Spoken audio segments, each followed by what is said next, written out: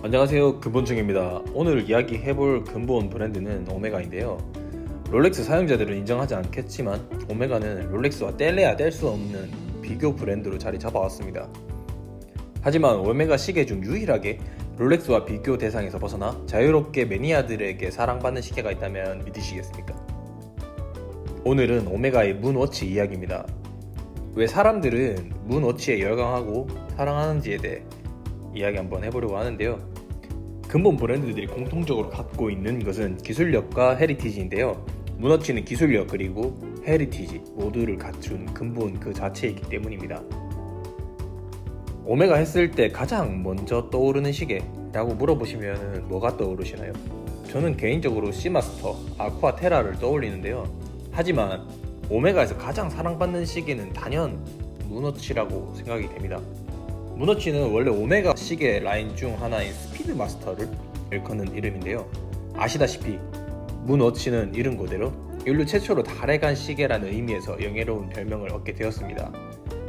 사실 스피드 마스터는 애초에 달이나 우주 탐사를 위해 탄생한 시계가 아니었습니다. 이름 그대로 스피드 레이싱을 위한 시계였는데요. 1900년대 중반 유럽과 북미를 중심으로 모터 레이싱, 각종 경주 스포츠가 유행하면서 휴대 및 계측이 간편한 크로노그래프, 손목시계의 수요가 자연스럽게 증가하게 되었고, 이러한 시대적 흐름 속에서 탄생한 시계 중 하나였던 게 스피드마스터였습니다. 달 탐사 미션 훨씬 이전인 1957년 탄생한 스피드마스터는 당시 프로페셔널로 명명한 별도의 라인으로 시마스터, 레일마스터와 함께 출시되었는데요.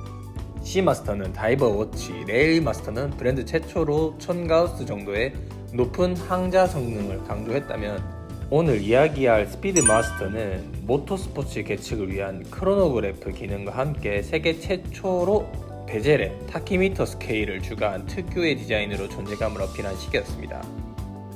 롤렉스의 데이토나와 태그 호이어의 까레라와 같은 크로노그래프를 대표하는 시계들이 1963년에 출시된 걸 봤을 때 오메가 스피드마스터는 당대 스위스 시계 제조사들 사이에서도 꽤나 시대를 앞서간 시계를 만든 브랜드라고 볼 수 있습니다. 최초의 스피드마스터로서 CK292로 브로드 에로우는 화살 모양 핸즈 디자인을 가지고 있고, 이름 그대로 브로드 에로우란 이름이 붙었는데요. 무브먼트는 발레드주의 크로노그래프 스페셜리스트 르마니아의 전설적인 수동명기 2310을 베이스로 수정한 321 칼리버를 탑재한 스피드마스터였습니다. 오늘날 복각 문워치 에드 화이트가 대단한 인기를 끄는 이유 중 하나가 르마니아의 2310 무브먼트 때문이라고 보는데요. 이 무브먼트는 오메가뿐 아니라 오늘날 가장 유명한 시계 브랜드인 파텍 필립 5070에도 수정되어 탑재된 무브먼트이지 않을까 저는 개인적으로 생각합니다. 5070은 2010년 5170이라는 신모델이 출시되기 전까지 파텍의 크로노그래프를 담당하던 무브먼트였는데요. 고로 문워치에 들어간 321과 5070은 같은 무브먼트 베이스를 덮기 때문에 더욱 근본 워치로서의 매력을 발산한다고 볼 수 있습니다. 그렇기에 매니아들 사이에서도 스피드마스터, 문워치가 더욱 각광받는 이유기도 하겠지요. 1957년 소련이 인류 최초의 인공위성 발사에 성공한 것에 크게 자존심이 상한 미국은 우주 탐사를 통해서 반전을 도모하고 있었던 시절이었습니다. 1958년 나사의 설립과 동시에 추진된 미국 최초 유인 위성 발사 계획인 프로젝트 머큐리의 일환으로 1962년 우주비행사 월터 슈라가 시그마 7호를 타고 지구를 선회할 때 그 손목에는 오메가의 스피드마스터가 함께 했습니다. 원래 스피드마스터는 나사에 의해 공식적으로 채택된 것이 아닌 윌터 슈라 개인 소장품으로 그가 시중에 출시된 여러 브랜드의 제품들 중 우주 비행시 착용하기에 가장 적합하다고 판단해서 구매한 것이라고 하는데요. 이런 선례가 있었기 때문에 머큐리의 계획의 운영 관리를 책임지는 오퍼레이팅 디렉터 눈에 들어서 공식적으로 오메가의 나사 테스트 샘플 요청하기 이릅니다.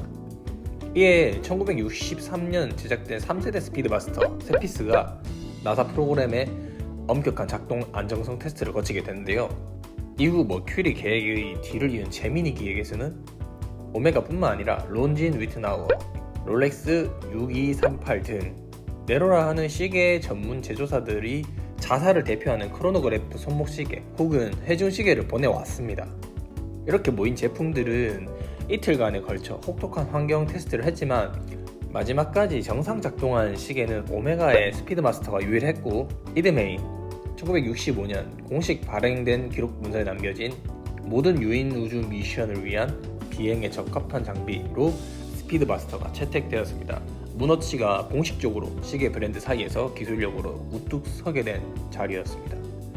처음으로 나사의 공식 테스트를 성공적으로 마친 스피드마스터 3세대 모델은 바로 이듬해인 1965년 3월 제미니 3호 미션에 투입되었고, 또한 같은 해 6월 3일 제미니 4호 미션에서 오늘날 복각판으로 유명해진 에드워드 화이트가 스피드마스터를 착용하고 우주 비행하는 데 성공을 했습니다.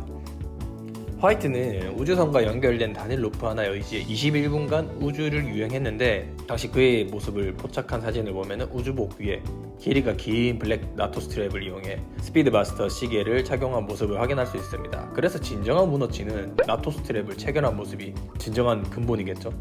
문어치가 정말 문어치로서 세상에 유명해지게 된 건 4세대 스피드마스터 때부터였는데요. 바로 아폴로 11호의 선장 닐 암스트롱과 버즈 올드린에 의해 착용되어져 최초의 달 착륙 역사에 등장했기 때문입니다. 또한 1967년 마이너 체인지한 후속 모델까지가 총 6차례에 걸쳐서 달 착륙 및 아폴로 계획의 마지막까지 함께한 영예로운 오리지널 문어치들이라고 볼 수 있습니다. 4세대 스피드마스터는 문어치의 기원이 되는 상징적인 가치뿐만 아니라 전설적인 수동 크로노그래프 칼리버 322를 탑재한 마지막 세대 스피드마스터라는 점에서도 후대의 컬렉터들에게 특별한 대접을 받습니다. 오메가는 1968년 무브먼트를 861로 변경하면서 근본력을 약간 잃어버리게 되지만 그래도 여전히 매니아들에게 사랑받는 시계로 남아있습니다. 스피드마스터를 아시는 분들이라면 스피디 튜즈데이라는 말을 많이 들어보셨을 텐데요. 스피디 튜즈데이는 어원이 생긴 지 그리 오래되지는 않았습니다. 원래 해외 유저들은 스피드마스터를 스피디라고 줄여서 애칭을 부르기도 했는데요. 그 와중에 해외 시계판 커뮤니티 운영자였던 로버트 장브로는 마침 스피드마스터를 착용한 착샷을 화요일마다 게시하고 스피드마스터에 대한 포스팅을 하기 시작을 했습니다. 이를 계기로 커뮤니티에 아예 스피드 튜즈데이라는 카테고리를 신설해서 칼럼을 주기적으로 게시하기 시작했습니다. 이를 시작으로 SNS를 통해 스피드 튜즈데이가 널리 알려지게 되었습니다. 이후에 스피디 튜즈데이라는 애칭을 만들어준 걸 기념하기 위해 오메가에서는 스피디 튜즈데이 한정판을 생산하게 되었는데요. 스피디 튜즈데이 한정판 중에서 아주 유명한 모델은 널리 알려진 울트라맨이라는 모델인데요. 타키미터와 센터 초침이 주황색 포인트로 들어가 있는 게 굉장히 매력 포인트입니다. 저도 개인적으로 스피드마스터를 하나 소장하자면 에드 화이트보다는 울트라맨을 아마 소장하고 싶지 않을까 생각을 해보는데요.